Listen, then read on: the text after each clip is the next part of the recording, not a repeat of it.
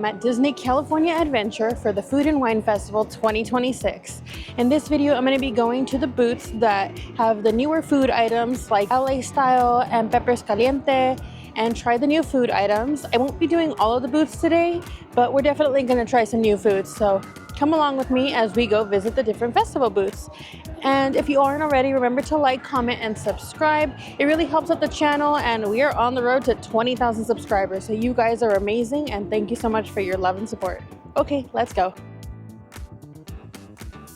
So before we continue with our little journey here for Food and Wine 2026, I just wanted to show you guys this book a little bit closer. So again, look at how beautiful the printing is, and you might be like, Aaliyah, what a dork, like it's paper.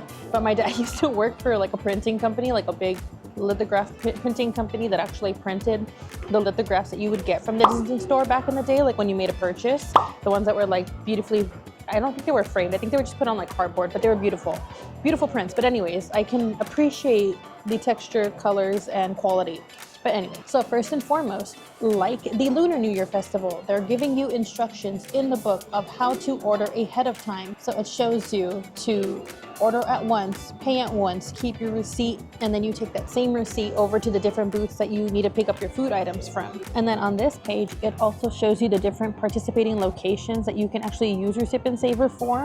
So for example, if you wanted to go to Studio Catering Co., you can get the chicken, waffle, and mole taco. You can also go to Smoke Jumpers and get the pizza slider. There's a lot of different options and cast. It looks like you can't actually use it for the bread pudding, but you could use it for the burrata toast. So I'm planning on going over there later. We'll see how that goes.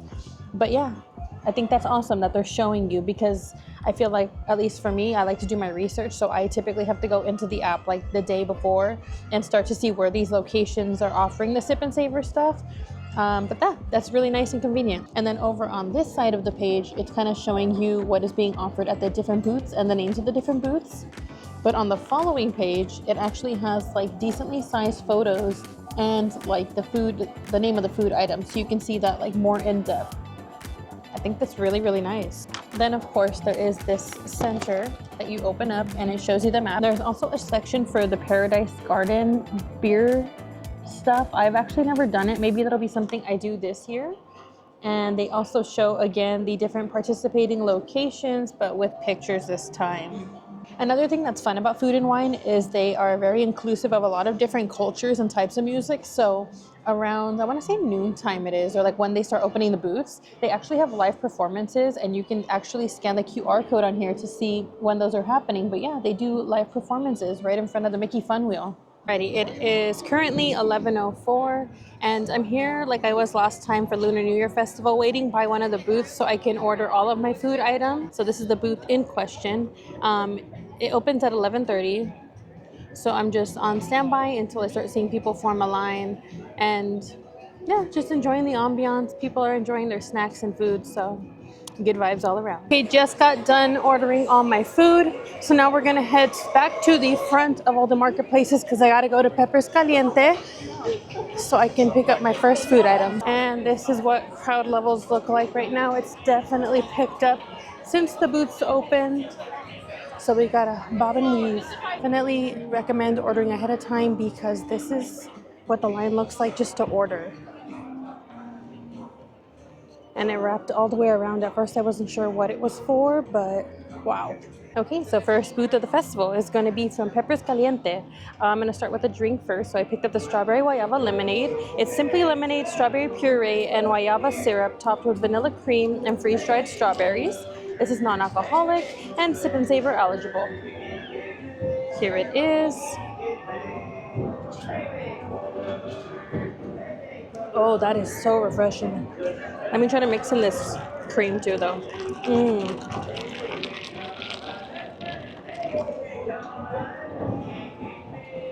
Wow.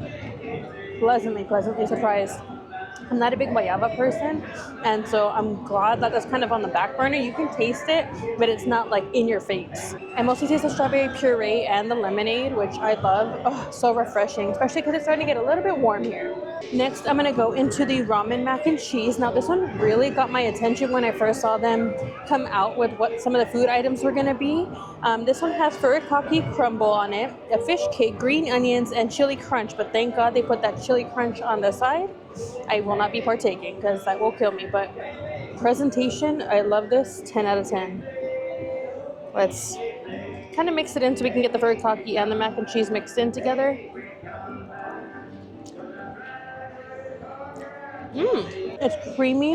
It reminds me a lot of the macaroni and cheese from Aunt Cass's, which I'm sure is probably where they got it from. Let me try it with the fish cake.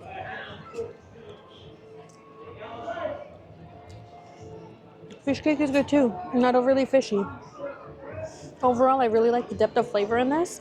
It doesn't taste bland at all. There really is a lot of flavor to this mac and cheese. The furikake adds a little bit of saltiness to it, so I think it's really good. I'd probably give this one like an 8 out of 10. Just because it's mac and cheese. And then lastly, I'm going to go ahead and get into the Tajin Habanero seasoned wings. So it'll be wings with Tajin chili lime sauce. I'm really hoping that they're not that spicy because it's Tajin, but it says habanero. So we shall see. If I don't like them, I don't know. I should have brought a container. Here we go.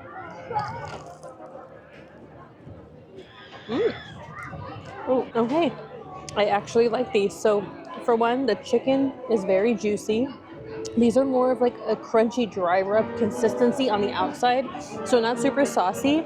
But for somebody that can't really handle spice, I would say this is probably like a 1 on the spice level, to be honest. These are pretty good.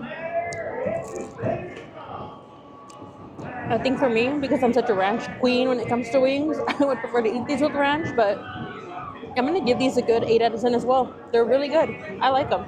Alrighty, well, I guess we're doing this Disney World style again. I'm standing over here on top of a trash can, but I picked up the food from LA Style. I'm going to go ahead and start with the Cherry Cola Cold Brew, which is Joffrey's Coffee's 70th anniversary blend, oat milk and vanilla cream, and cherry syrups topped with the Cherry Cola Cold Foam and a maraschino cherry. Before I get into the drink, let me just tell you, that was madness. I had to like maneuver through people, and actually I was sitting at Wine Trattoria, but they kicked me out even though nobody was sitting there, so I was like, whatever.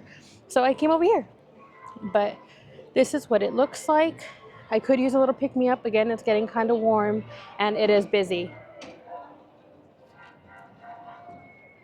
So I'm not really getting the cherry flavor yet. Let me try to mix this in with a straw. But this foam, I've been loving the foams on these drinks. They're pretty thick.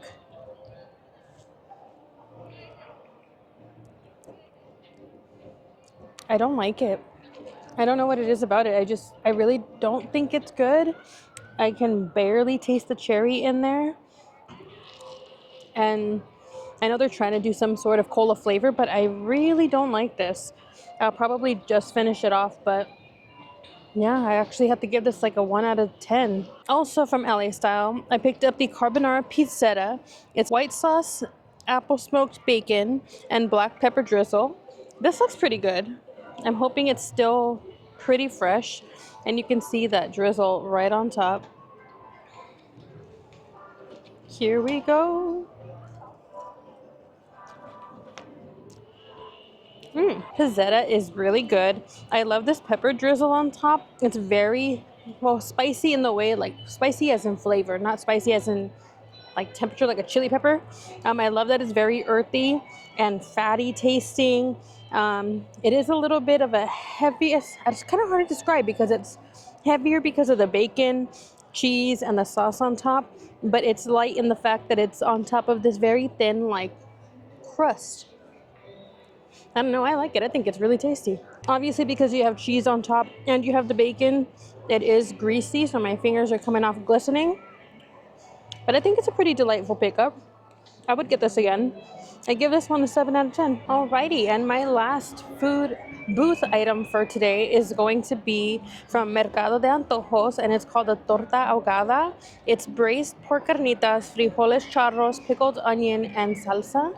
And this smells so fragrant. Again, this is a sip and savor eligible option. They have some crema on there as well. I'm gonna try not to make a mess because I can't really show you, otherwise it'll spill, but there is salsa all in there. So I'm gonna get lots of napkins and get ready to take a bite. I hope it's not spicy. Ooh, it's super soggy. I should have got a fork. I can't even pick it up. Let's just rip a piece off. Oh, okay, got some carnitas on there. Let's get some onion and just get into it. Mmm. Okay, Disney. I love the flavors on this. It's not super spicy. Again, honestly, I would give it maybe like a 1 out of 10 spice rating. Obviously, the bread is gonna be saturated. That's part of the whole. That's what this is. But those carnitas have good flavor. The pickled onions are delicious. The beans are delicious. This is another good pickup. Wow. I'm gonna give this one a 9 out of 10. I really, really like this. Well, that's it for me here at Disney California Adventures Food and Wine Festival 2026. It was definitely a long day, but I am pleasantly surprised by all the delicious food that they had. Yeah, there were a couple of misses, but for the most part, everything that I tried was delicious. So let me know down in the comments below what you're excited to try the next time that you guys make it out here to the Food and Wine Festival, or if you're even gonna come. And thank you guys again so much for watching. Remember to like, comment, and subscribe. Share us with your friends and your family, and we'll see you guys later. Bye!